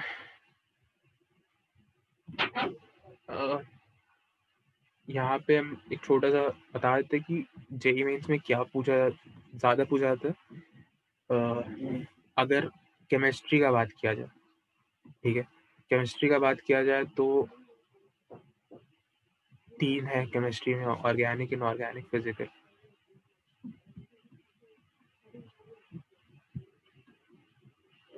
ठीक है। तो बेसिकली अगर फिजिकल देखोगे तो मेरे हिसाब से फिजिकल में सॉलिड स्टेट एक क्वेश्चन,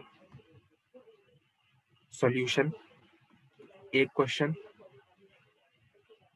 सरफेस एक क्वेश्चन, ये टेंटेटिव है। एटॉमिक स्ट्रक्चर एक क्वेश्चन, और मोल कंसेप्ट से कभी कभी आता है ये चीज। सॉलिड स्टेट जब भी हम कहते हैं तो हमको सिर्फ 3-4 फॉर्मूला याद आता है सॉलिड स्टेट में। Z is equal to, sorry, density equal to Z m/Na into AQ, Z की वैल्यूज BCC, FCC और SC में, ठीक है। SC में कितना होता था, कोई बताना चाहेगा? इसमें तो 4 होता था, इसमें 2 होता था, इसमें 1 होता था शायद, ठीक है। नेबर्स, नियरेस्ट नेबर्स, नियर मतलब वो जो उससे 1 दूर वाले होते हैं और उससे 2 दूर वाले होते हैं, और उसका हाँ। डिस्टेंस, वो जब भी हमको सॉलिड स्टेट का याद आता है हमको ये चीज का याद आता है।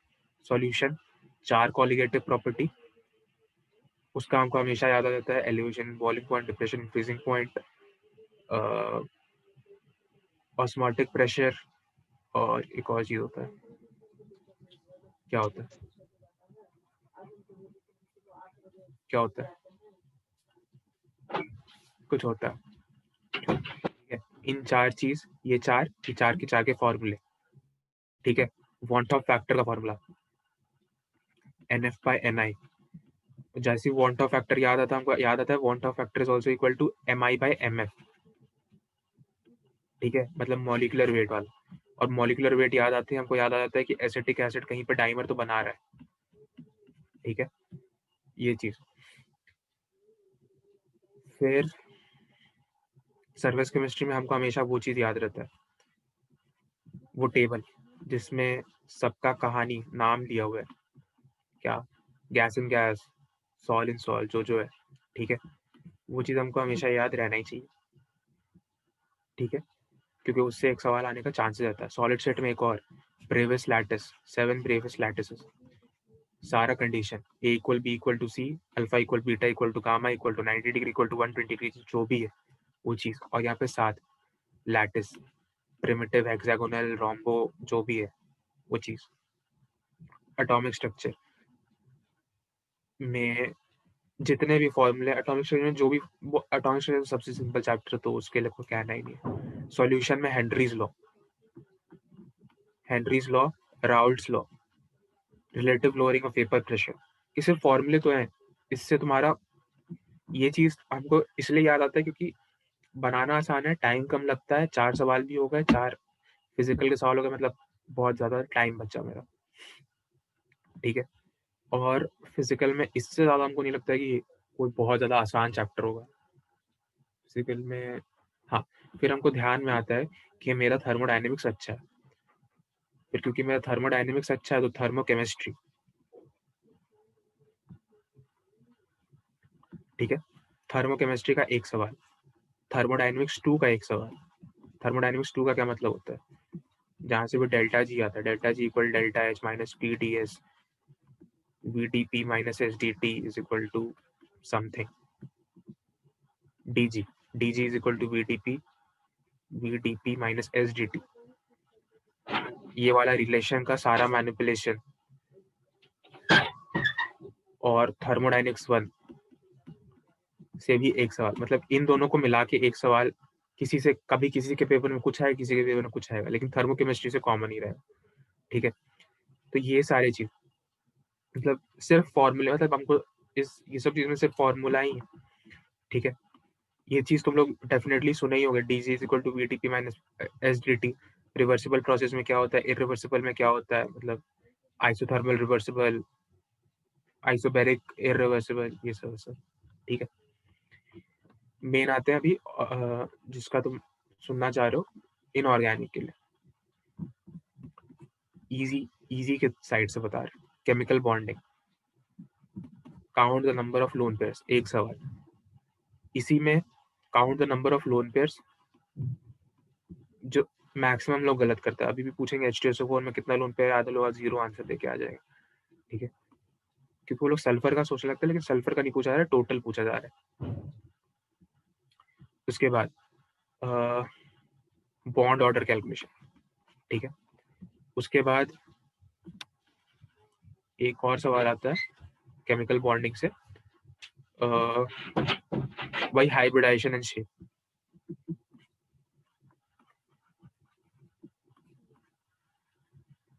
ठीक है, केमिकल बॉन्डिंग ये तो आना ही आना है। ये जे एडवांस का फेवरेट था, न्यूमेरिकल टाइप में और इंटीजर टाइप में पूछता था। अब जे मेंस में भी होगा तो जे मेंस में भी पूछेगा। ठीक है, इसके बाद आता है अपने पास, क्या आता है, केमिकल बॉन्डिंग के बाद सबसे आसान टॉपिक होता है पी ब्लॉक। पी ब्लॉक में ग्रुप 18 सबसे आसान, ग्रुप 17, 16, 50। क्वेश्चंस कहाँ से आता है, तो क्वेश्चंस यहाँ से आ रहा है, क्वेश्चंस यहाँ से आ रहा है। ठीक है, ग्रुप 18 से, ग्रुप 15 से सबसे ज्यादा जो बचा हुआ क्वेश्चन है ग्रुप 16 और ग्रुप 17 से आता है।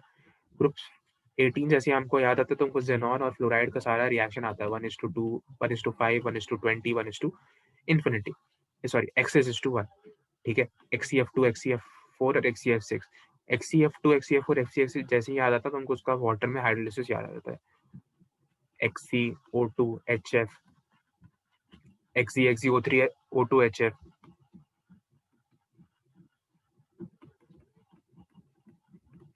और XeO3 HF, ये तीन चीज हमको याद आता है कि HF सब में कॉमन है, O2 से पहले दो में कॉमन है, और मतलब छोटा बच्चा, वो जो तुम लोगों को सिखाया था, छोटा बच्चा, बड़ा बच्चा, सबसे बड़ा बच्चा, ठीक है।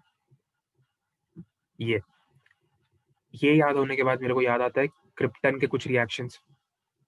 क्रिप्टन के रिएक्शन वो रहे, क्रिप्टन की फिजिकल प्रॉपर्टीज, आर्गन की फिजिकल प्रॉपर्टीज और नियन की फिजिकल प्रॉपर्टीज। और यहाँ पे मेरा ग्रुप 18 खत्म होता है।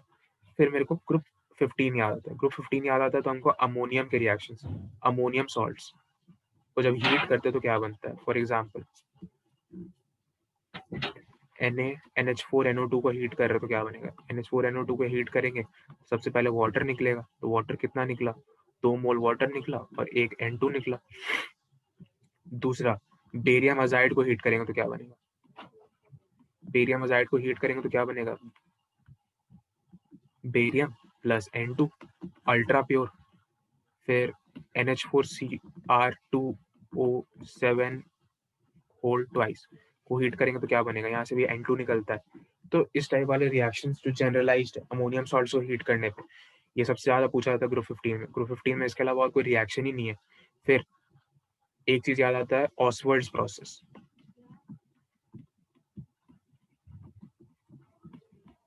ऑसवर्ड्स प्रोसेस HNO3 का preparation, N2 plus O2 NO, NO plus O2 NO2, NO2 plus H2O, N2O3 plus HNO3 plus HN, मतलब वहां पे जो 2 बनता था और क्योंकि मिक्स एनहाइड्राइड रहता था, वो वाला पॉइंट, ठीक है। और जब हमको ऑसवर्ड्स प्रोसेस आता है तो उसका काउंटर प्रोसेस हमको याद आ जाता है ग्रुप 16 में जो यूज करते हैं, contact process. Plus O2 SO2, SO2 plus O2 V2O5 catalyst SO3, SO3 plus H2SO4 H2H2O7, H2H2O7 water 98% pure H2SO4, contact process. जब ग्रुप 16 याद आता है तो एक दो रिएक्शंस के और याद आ जाते हैं, जैसे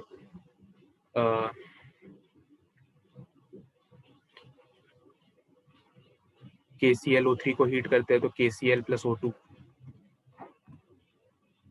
फिर एक तो ऐसे ही ऑक्सीजन के सिंथेसिस के लिए मेथड्स याद आ जाते हैं। मतलब ये है, ये सारे वो जो टॉपिक्स है जो ज्यादातर मतलब पूछे जाते हैं और जो तुमको याद होने ही चाहिए, ठीक है। ग्रुप, इसके बाद फिर जो याद आता है हमको वो आता है डी ब्लॉक। डी ब्लॉक सारे के सारे प्रिपरेशन, सारे के सारे कलर, सारे के सारे डिस्प्रपोर्शनेशन रिएक्शन, एक कम प्रपोर्शनेशन रिएक्शन, ठीक है। और इसके बाद हमको फिर याद आता है सॉल्ट। सॉल्ट एनालिसिस में कटायन अनायन, कटायन के लिए वो टेबल 1 2 3 4 5 6 7 और अनायन के लिए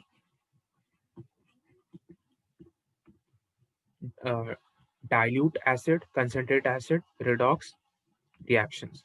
डाइल्यूट में स्कैंड्स और यहाँ पे बोनेक्स, ठीक है।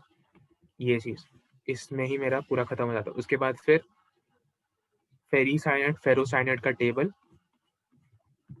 और एक और टेबल जिसमें फेरीसाइनाइड और फेरोसाइनाइड को Fe2+ और Fe3+ के साथ रिएक्शन किया जाता है। तो वहां पे आता भी था, वो आगे भागी क्यों, ठीक है। ये चीज, तो ये चीज हमको याद आता है। मतलब ये सारे वो सारे चीजें हैं जो मतलब हमको याद आता है। इसका मतलब कि ये चीज ज्यादा इंपॉर्टेंट है, ठीक है। अब ऐसा नहीं है कि हम तुमको सारा चीज बता दिए, ऐसा है क्या।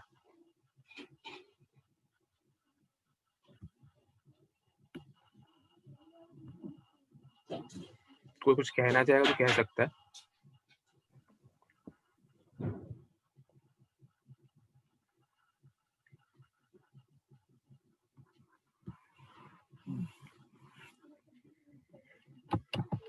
मतलब इम्पोर्टेंट चीजें बताया तो मतलब ये सारी चीजें तुमको याद होनी चाहिए, फिंगर टिप्स पे होना चाहिए, कोई पूछे तुरंत उगल जाना चाहिए, ठीक है। अगर याद नहीं है तो याद कर लो, ठीक है।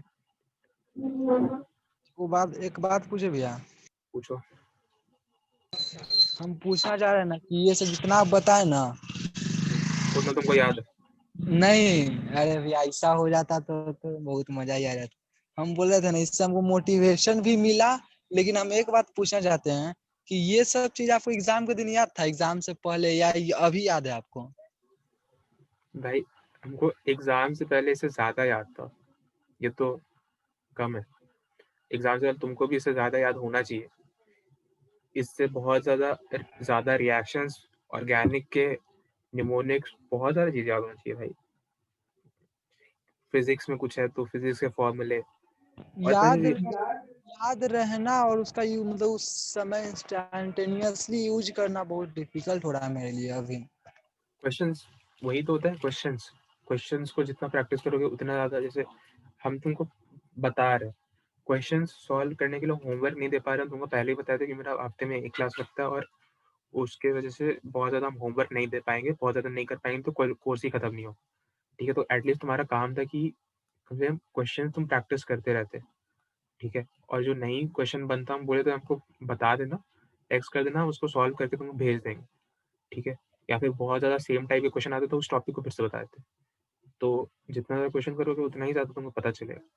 ठीक है, डेफिनेट सा बात है, अगर तुमको क्वेश्चन नहीं किया और सिर्फ थ्योरी सारा रिएक्शन भी याद है तो तुम नहीं कर सकते हो। हम जो तुमको ये बताना चाह रहे हैं, ये यहाँ पे ये चीज़ ये चीज़ हम इसलिए इससे इतना डरते हैं क्योंकि हम जब सॉल्व कर रहे थे क्वेश्चन तो ये चीज़ हमको बार-बार मिल रहा था। बार-बार मिल रहा था तो हम ही सोचे कि सपोज़ इस टाइप का एक रिएक्शन ही बना देगा, तब तो मतलब हालत ही खराब हो जाएगा। ठीक है, ये चीज़ अगर कलर के साथ ही वो खेलने पे आ गया, तब तो मतलब समझ रहे हो हालत कितना खराब हो जाएगा। क्योंकि हर चीज़ का कलर सेम ही टाइप का है, कलर सेम टाइप का है तो ऊपर से फिर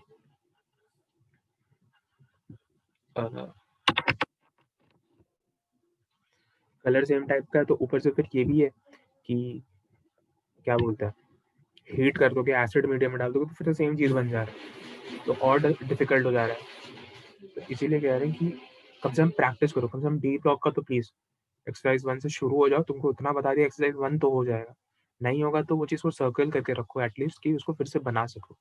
ठीक है, एक चीज़ है कि अगर तुम मैथ्स में प्रैक्टिस करोगे तो हो सकता है कि उस दिन ना बने, कुछ भी हो सकता है, लेकिन केमिस्ट्री में प्रैक्टिस करो, पूरे केमिस्ट्री में, तो ऐसा हो ही नहीं सकता कि उस दिन ना बने, उस दिन तो बनना ही बनना है।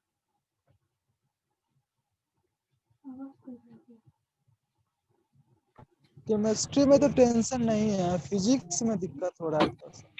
अरे केमिस्ट्री में तब क्यों नहीं टेंशन है, टेंशन लो, इतना सारा रिएक्शन है, याद रखना है, उसके ऊपर सवाल करने हैं।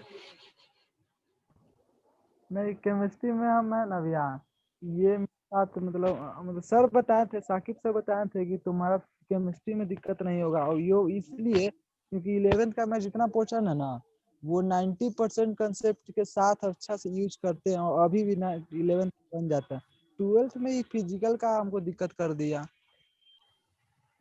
अभी लेकिन 12 से तो ज़्यादा आता है, कोई भी एग्जाम में 12 का 60% होता है और 11 का 40% आता है, क्योंकि 12 वाला चीज़ तुम ज़्यादा मतलब लोग जनरली बोलता है इसका, कुछ टीचर्स का उल्टा भी बोलता है, लेकिन जितना हम सॉल्व किया, हम पेपर देके हमको 12 का पोर्शन सबसे ज़्यादा लगता है, एटलीस्ट केमिस्ट्री में और फिजिक्स में 12 का ज़्यादा पोर्शन आता है, 11 का कम आता है। रीज़न ये भी होता है क्योंकि तुम 12 पढ़ के आए हो, एग्जामिनर तुम्हारा थोड़ा सा पॉइंट ऑफ व्यू समझता है और बोलता है कि ठीक है इसको 12 का ज़्यादा पूछ लेते हैं। और बेसिकली ऐसा भी है कि 12 11th में ऐसा कुछ पूछने लायक भी नहीं है। फिजिक्स में देखो तो कौन सा ऐसा चैप्टर जो इंडिपेंडेंट क्वेश्चन फॉर्म कर देगा रोटेशन को छोड़ के। जब तक 12 में नहीं आओगे तब तक तुम्हारे पास मतलब एक तो क्वेश्चंस भी टफ है 11th के, 12th क्वेश्चंस रिलेटिवली इजी होता है, 11th का टफ होता है। ठीक है, मतलब ये सब कहने का बात है, मतलब 60-40 का रेशियो होता है।